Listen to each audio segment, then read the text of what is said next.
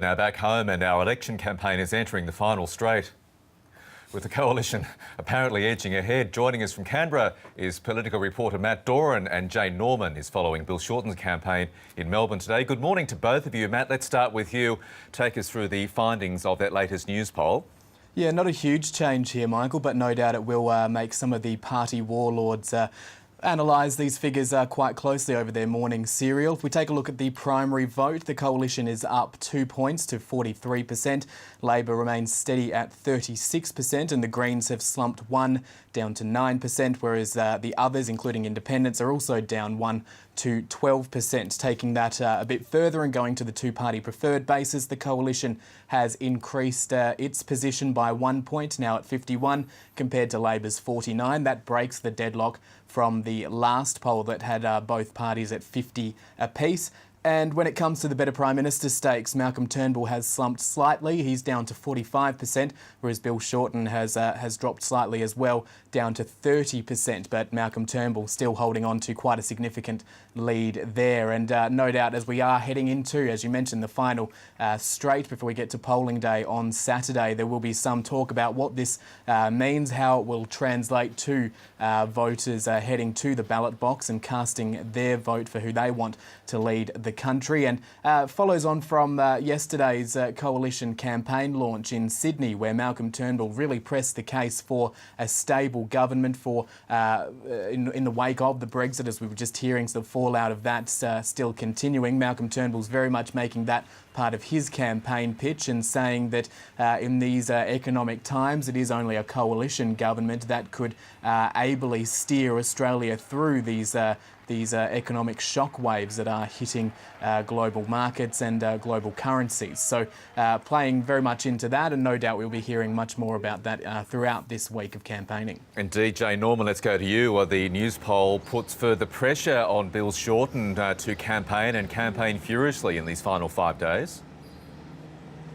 Yeah, these results are probably not what Bill Shorten would have been hoping to wake up to in the lead up to week 8 of this campaign. But as Matt said, probably not hugely surprising either. While all accounts really agree that Bill Shorten has run a smooth and effective campaign, Labor has always been the underdogs in this contest, and it was always going to be a very big ask to win the 21 seats it needed to form government. Now, it must be said that the polls have been pretty confusing throughout this campaign. They've been sort of bouncing either side of 50 on a two-party preferred basis and not really reflecting what the parties had been hearing on the ground. Now, that could be because it's been a long campaign, voters have been a bit disengaged, or it could be some methodology. But the ABC has done its own analysis recently from speaking to senior party strategists on both sides, and the general consensus is that Labor is looking like it's going to win about 10 seats, which leaves it about 10 seats short of winning government. But it is only Monday. There are still 5 days to go until the polls close, so expect a revved up Bill Shorten to be emphasising that he will be giving it everything he's got until that final polling booth does close on Saturday. And Bill Shorten, sticking with you, Jane, for the moment, will have to sell to voters the fact that if Labor government is elected, deficits over the next 4 years will be $16.5 billion higher than they'd be under a coalition government. Yeah, that's right. Labor released its costings yesterday showing just that under a Labor government, the deficits would be $16.5 billion higher than the coalition for the first 4 years, mainly because of its extra spending on things like health, education and infrastructure.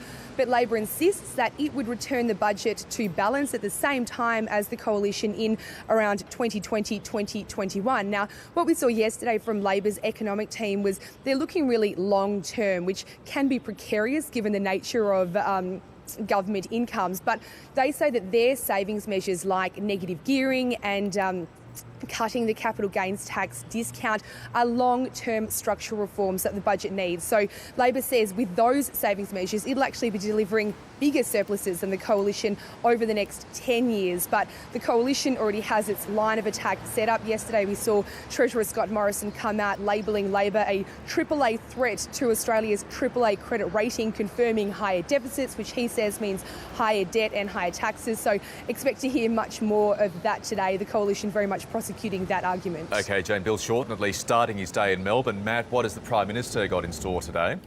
Well, the Prime Minister has headed to Adelaide for another day of campaigning there.